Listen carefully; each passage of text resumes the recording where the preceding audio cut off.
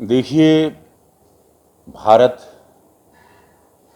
चूँकि अब मैं पार्लियामेंट से सदन से आया हूँ, सदन की सारी आप लोगों ने मूवमेंट को देखा, कुछ छिपा नहीं। एक दुखद दिन है 14 अगस्त। 14 अगस्त को बंटवारा हुआ था और लाखों लाखों लोगों की हत्या हुई थी। ये विभाजन क्यों हुआ था ये भी देश जानता है, किसने करवाया था ये भी जानता है, क्या स्वार्थ, क्या राजनीति थी, क्या नीतियाँ थी।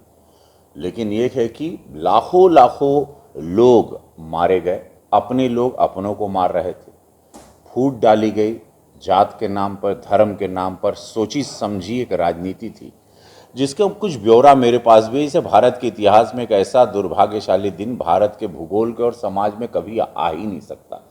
आप लोगों को जानना बहुत ज़रूरी है। यशस्वी प्रधानमंत्री मोदी जी कहते हैं कि इतिहास को मत भूलो, उन जख्मों को मत भूलो, वही जख्म आपको बनाएंगे। वही कि क्यों भारत आज 2014 के बाद से बनना शुरू हुआ, क्यों भारत इतना पिछड़ा रह गया। इतनी सामर्थ्य, इतनी शक्तियों के बाद क्या राजनीति हुई थी भारत के साथ। एक बहुत बड़ी साजिश हुई थी 14 अगस्त को, जिसका भुगतान और जो आज तक हम लोग कर रहे हैं वो पाकिस्तान के रूप में, उस आतंकवाद के रूप में, एक अगल बगल के देश के रूप में।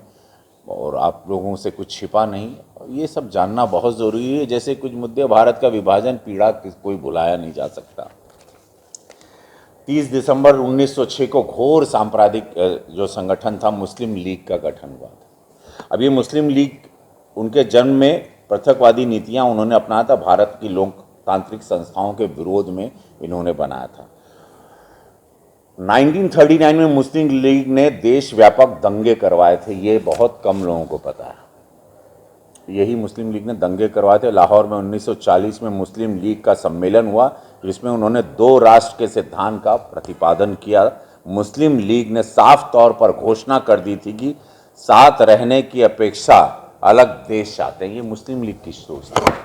इसमें जिन्ना इन्वॉल्व थे और बहुत सारे लोग, पंडित जी का भी नाम है, कांग्रेस का भी नाम रहा, बहुत सारी चीज़ें इसके साथ रहीं जो हमारे अखंड हिंदुस्तान को खंडित स्वतंत्रता देश की दहलीज पर खड़ी कि उस समय पूर्वी पश्चिमी सीमाओं पर प्रचंड नरसंहार चल रहा था।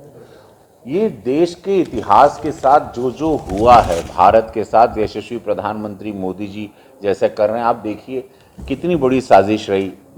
21 तारीख से सदन चल रहा था, कांग्रेस ने सदन चलने नहीं दिया। फिर कांग्रेस की मांग थी कि प्रधानमंत्री मोदी जी आए, पार्लियामेंट में आए, प्रधानमंत्री मोदी जी आए पार्लियामेंट में।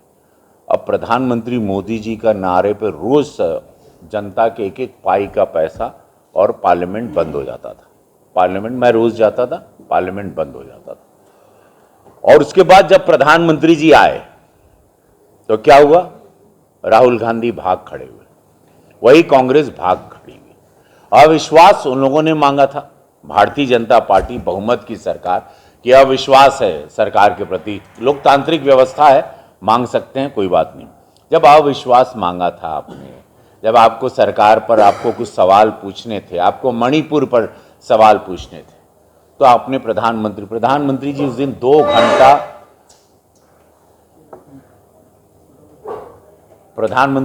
2 घंटा 10 मिनट बात की। मणिपुर पर भी बात की उन्होंने 25 मिनट, क्योंकि कांग्रेसी भाग खड़े हुए थे, राहुल जी भाग खड़े हुए थे।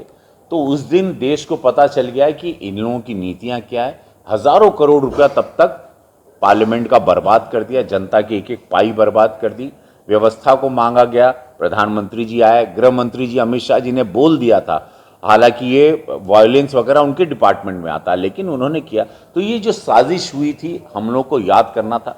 यशस्वी प्रधानमंत्री मोदी जी ने एक नारा दिया है जो पिछले साल आप सभी ने किया। मैं सांसद रवि किशन गोरखपुर भी निवेदन करता हूँ अपने पूरे क्षेत्र को, मेरे भोजपुरिया समाज को, पूरे देश में जितने मेरे चाहने वाले हैं, फैंस हैं, सब लोग, और जो भारतीय हैं, जो राष्ट्र सर्वोपरि के नारे के साथ चल रहे हैं, और जो भारत अब तिरंगे को प्यार ज़्यादा करने लगा पहले से, कृपया अपने घर पर आप लोग ज़रूर तिरंगा लगाएं।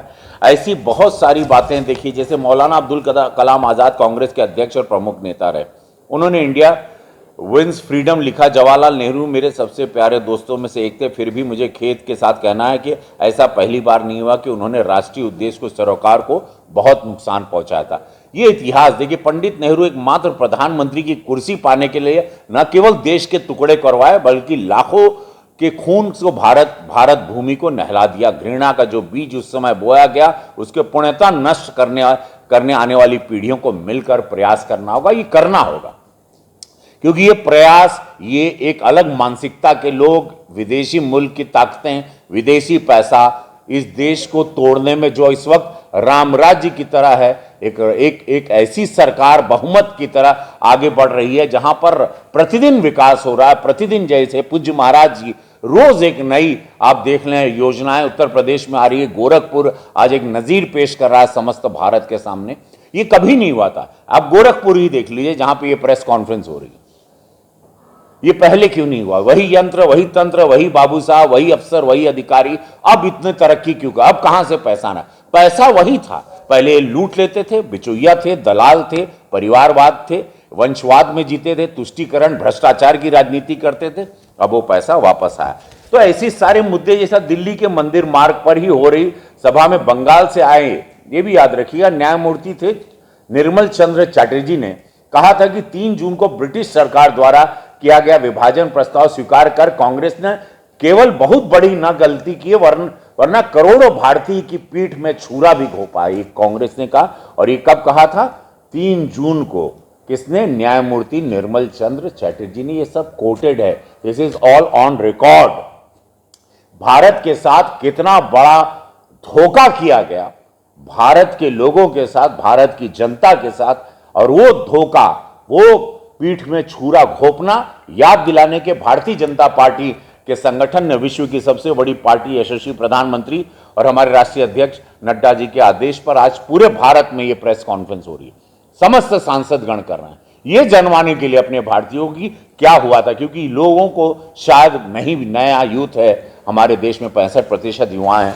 पंडित जवाहरलाल नेहरू और कांग्रेस द्वारा विभाजन स्वीकार करना एक दुर्भाग्यपूर्ण घटना। भारत का विभाजन परिणाम स्वरूप लाखों लोग, 1.5 करोड़ से अधिक लोग बेघर हुए थे। 1 लाख से अधिक महिलाओं के साथ अनाचार हुआ था, दुराचार हुआ था। इसका जवाबदेही कौन था? आज ये वो लोग हैं जवाबदेही जो हमारे प्रधानमंत्री जी को कटघरे में खड़ा करना चाह रहे हैं। आज ये लोग कह रहे हैं कि भाई हम लोग प्रस्ताव लेके आ रहे हैं, और वहां प्रस्ताव जिनको जनता चुन के पार्लियामेंट भेजती है, ये वहां से भाग जाते हैं।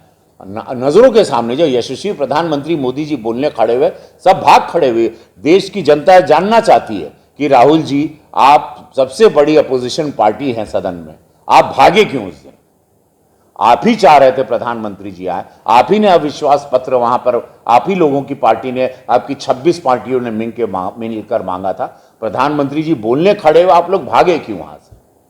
ये जानना, मुझे पहली बार ऐसा हुआ होगा, अविश्वास पत्र भी मांग रहे हैं और आप सदन छोड़ के भाग भी रहे हैं। मैंने कभी ऐसा सोचा नहीं था, ना मैंने अपनी इतिहास में देखा था। अविश्वास है तो डट के खड़ा रहते, राहुल जी मुकाबला करते वहां प्रधानमंत्री मोदी जी का। आप तो ये बोलते हैं ना, आप खुद ही अपने शब्दों में अपने आप को भेड़िया बोलते हो कि मैं एक भेड़िया था, वो चींटी बन गया, क्योंकि शेर वहां दहाड़ रहा था। तो ये राहुल जी, आप लोग राजनीति करिए, लेकिन राजनीति का स्तर इतना गिरा दिया। अंग्रेजों की फूट डालो, राज करो नीति कारगर साथ हुई। किसने साथ दिया जिससे विभाजन हुआ? किसने अंग्रेजों को साथ दिया? किसने भारत के पार्टीशन, किसने 14 अगस्त दिखाया? किसने भारत के 3 टुकड़े किए? ये कौन लोग थे? मोदी जी तो नहीं थी, भारतीय जनता पार्टी तो नहीं थी, गांधी सरनेम ही तो था ना।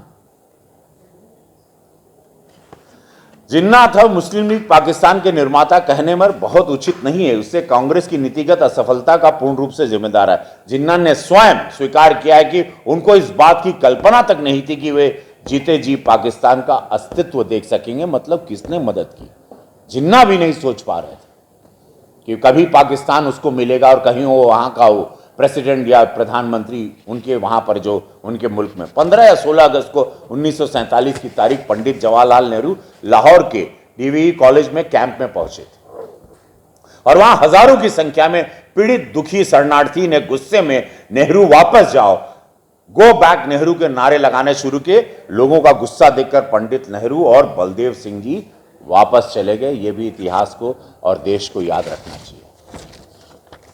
ये भी इतिहास के पन्ने, और ये सारे ऑन रिकॉर्ड है, ये सारे पेपर ऑन रिकॉर्ड है। ये सारी चीजें कहीं मैं इसलिए पढ़ रहा हूं कि कहीं कोई गलत शब्द ना हो, क्योंकि ये रिकॉर्डेड है, अखबार में लिखा हुआ है, रिकॉर्ड में लिखा हुआ है, पार्लियामेंट्री बुक में है। आज कांग्रेस की धर्मनिरपेक्षता ध्वजवाहक बनने का ढोंग करती है, और उसी कांग्रेस ने कई सांप्रदायिक कानूनों को पारित करवाने में अंग्रेजों की सहायता भी की थी। अंग्रेजों ने सदैव फूट डालो की राजनीति की थी, जो सबको पता है। अनुसरण कांग्रेस पार्टी में रहते हुए उनके मानस पुत्र आज भी कर रहे हैं, जो आप देख ही रहे हैं। उन्होंने भारत के नागरिकों को अलग अलग समूहों में विभाजित करके रखा है। ये तुष्टीकरण की राजनीति कौन कर, मणिपुर की राजनीति कौन कर रहा है? जबकि मणिपुर भारत का हिस्सा है। राजस्थान में भी जो भी अनाचार दुराचार हुआ वो भी भारत का हिस्सा है। बंगाल में जो हो रहा है, मध्य प्रदेश में हो रहा है, या बिहार में जो हो रहा है। लेकिन क्यों एक जगह फोकस करके, क्यों कम्युनिटी वाइज ये डिवीजन कर रहे हैं राहुल जी? और जब आप ये सब करते हो तो आप फेस क्यों नहीं करते हमारे प्रधानमंत्री मोदी जी को? आपको पार्लियामेंट में रहना चाहिए था उस दिन। आप ही लोगों ने अविश्वास, अभी तक, मैं परसों की बात हुई, क्यों तक बोलते रहे? पार्टी जिला स्तर पर आयोजित प्रदर्शनियों में देश के विभाजन की त्रासदी को दिखाएगी और हमको दिखाना। तो मैं समस्त भारतीय जनता पार्टी के चाहने वाले वोटर्स जो यशस्वी प्रधानमंत्री जी को प्रेम करते हैं, अपने तिरंगे को प्रेम करते हैं, एक तो तिरंगा हर घर लगाइए। कल मौन यात्रा होगी, उसमें आप लोग रहिएगा। और इस देश को अपने जख्मों को याद रखना है। 14 अगस्त को विभाजन हुआ, लाखों लोगों को मारा गया, हमारी महिलाओं के साथ अनाचार और दुराचार हुआ। क्यों लाखों लोग मारे गए? क्यों सब बर्बाद हो गए? क्यों लाखों लोग उस जमाने में बेघर हुए? ये सब आप लोग याद रखिएगा, तब ये देश बनेगा। अपने जख्मों को कभी मत भूलिए। आपके इतिहास के पन्नों को जो फाड़ के फेंक दिया गया, हम लोगों को कांग्रेस की नीतियों ने अलग इतिहास पढ़ाया गया, हम लोगों को औरंगजेब का इतिहास पढ़ाया गया, तो हम लोगों को जानना जरूरी है। आप सभी लोगों को 15 अगस्त स्वतंत्रता दिवस हमारे भारतीय जनता पार्टी की तरफ से एक सांसद के रूप में हैप्पी इंडिपेंडेंस डे। सब लोग इस आज़ादी को मनाइए, लेकिन उन जख्मों को कभी मत भूलिएगा। आज़ादी के जुनून में ये मत भूलिए कि हमारे साथ हुआ क्या था। सांसद जी, मेरी माँ की मेरा देश एक कार्यक्रम चल रहा है। हाँ, खास तौर से उस कार्यक्रम का उद्देश्य क्या है और कितना ये लोगों के अंदर ये पैदा करने की योजना जो चलाई जा रही है, कहाँ तक? बहुत बढ़िया प्रश्न आपने कहा। मेरी माटी मेरा देश, ये कार्यक्रम यशस्वी प्रधानमंत्री मोदी जी ने दिया, जो हम लोग हर गांव में, हर गांव घूमेंगे और वहां से मिट्टी लेंगे कलश में, और मिट्टी के साथ हम लोग, मिट्टी कोई दे दे, कोई चावल दे दे, वहां से मिट्टी लेंगे, चावल लेंगे। वहां के प्रमुख होंगे, सरपंच होंगे, प्रधान होंगे, ब्लॉक स्तर पे हमारे अध्यक्ष होंगे, मंडल अध्यक्ष होंगे, हमारे कार्यकर्ता होंगे, हमारे पदाधिकारी जो भी होंगे, उनके साथ मिलकर उस गांव के 5 प्रमुखों के साथ वहां हम लोग एक पहले पेड़ लगाएंगे। और वो लोटा लिए हमारे कार्यकर्ता, मैं स्वयं, हम लोग सारे गांव में, हर अपने कॉन्स्टिट्यूंसी विधानसभा में गांव जाएंगे, लोटा, कलश, माटी, और वहां पर जो शहीद हुए हैं उस गांव में, जो भी हर गांव में कोई ना कोई शहीद हुआ है फौज में, वो सारे या पुलिस में है या फौज में है या जो बॉर्डर सिक्योरिटी फोर्स में, उनके परिवार में जाएंगे, उनके घर से मिट्टी लेंगे, उन लोगों का सम्मान करेंगे। मैं स्वयं करूंगा, हमारे विधायकगण होंगे, हमारे पदाधिकारी होंगे, छोटा स्तर से लेकर सारे लोग होंगे, भारतीय जनता पार्टी का एक कार्यकर्ता होगा। उस शहीद परिवार को सम्मानित किया जाएगा गांव में, और वहां उनके हाथ से मिट्टी या चावल, जो भी हर दाना मिलेगा, वो मिट्टी, चावल, वहां पेड़ लगवाएंगे हम लोग, हमारे प्रमुख लोगों से गांव के। और उसके बाद वो मिट्टी कलश, वो पूरी कलश यात्रा निकलेगी। वो कलश यात्रा एक विराट और विशाल रूप धारण करते करते वो सारे कलश, और ये सारे भारत से, इसी तरह ये गोरखपुर की मैं बात कर रहा हूं, सभी माननीय सांसदगण और सभी कार्यकर्ता पदाधिकारी लेके वो कलश पहुंचेगा दिल्ली। वहां यशस्वी प्रधानमंत्री मोदी जी एक बड़े जुलूस के साथ, एक विराट जुलूस के साथ, वो सारे शहीदों की मिट्टी, मेरा माटी, वो कलश के साथ, वो वहां पर एक वन बनेगा हमारे शहीदों की याद में, जो समस्त भारत के शहीदों के लिए एक बहुत विराट और विशाल का है, एक वन बनेगा जहां पर वो मिट्टियां लगेंगी, उसमें गोरखपुर के शहीदों की ज़मीन की भी मिट्टी, हमारे गांव की भी मिट्टी, और वहां जाएंगी, वहां पेड़ लगेंगे और एक बड़ा विराट विशाल वन होगा जहां सारे नाम लिखे जाएंगे, वो कि ये इस क्षेत्र से आया, ये गोरखपुर से आया, ये गाजीपुर से, बलिया से, बस्ती से। लोकगीत का कितनी प्राथमिकता दी जाएगी? लोकगीत हमनी के पूरा जितना लोकगीत रही वो सब रही, उनमें जैसे सोहर होला वो तरह खुशी रही, मौसम रही तो फाग रही, चैती रही, और जैसे जैसे गांव देहात का माहौल बढ़त रही ओके वैसे वैसे लेके आगे चले। ये ऐतिहासिक सोच यशस्वी प्रधानमंत्री मोदी जी को मैं उसके लिए आभार प्रणाम धन्यवाद करता हूं। ये जो जागरूकता की है माटी के प्रति, देश के प्रति, तिरंगा के प्रति, ये कभी नहीं हुआ। आप देखिए ये इतिहास, यही माहौल जो बना है, तो हमारे मित्र की सनी देओल हमारे मेंबर ऑफ पार्लियामेंट हैं, सांसद हैं, उनकी फिल्म ब्लॉकबस्टर होगी। हिंदुस्तान के प्रति ये पेट्रियोटिक फिल्म थी और तिरंगे पे लेके आज गदर ने 2 दिन में 100 करोड़ का बिजनेस कर दिया। तो मैं, मेरे मित्र सनी देओल हमारे सीनियर हैं, मैं उनको बहुत बधाई भी देता हूं इस ब्लॉकबस्टर फिल्म के लिए, और पूरे देश को बधाई देता हूं कि आप लोगों के तिरंगे के प्रति, अपने देश के प्रति जो जागरूकता हुई इस फिल्म के माध्यम से, लोग ट्रैक्टर ले लेके जा रहे हैं, और कभी ऐसा नहीं हुआ था। ये हम लोग अपनी फिल्मों में, मैं अपनी फिल्मों में देखता था इस तरह की भीड़ जब मेरी फिल्में लगती थी भोजपुरी में या पहले की फिल्में, अब वो दौर दोबारा ले आए। ये धन्यवाद दूंगा मैं यशस्वी प्रधानमंत्री मोदी जी को, जो तिरंगे के प्रति जागरूकता हुई। अब देखिएगा ये फिल्म कई 100 करोड़ तक जाएगी, और मुझे बहुत खुशी है समस्त फिल्म इंडस्ट्री के लिए भी कि वो फिल्म भी चल रही है। और धन्यवाद हमारे मित्र जो सांसद हैं माननीय सनी देओल जी, आपको और आपकी टीम को, अनिल शर्मा जी को, सबको बहुत साधुवाद इतनी बड़ी हिट फिल्म देने के लिए। होटल विवेक, घर से दूर घर जैसा वातावरण। अपने उत्सव के पल को बनाइए खूबसूरत, टेंशन फ्री और यादगार होटल विवेक के साथ। पार्टी आपकी, व्यवस्था हमारी। शादी, तिलक, सगाई, रिसेप्शन, बर्थडे पार्टी व मीटिंग के लिए संपर्क करें। Hotel Vivek, bank road, Gorakhpur. Contact number 9450478832।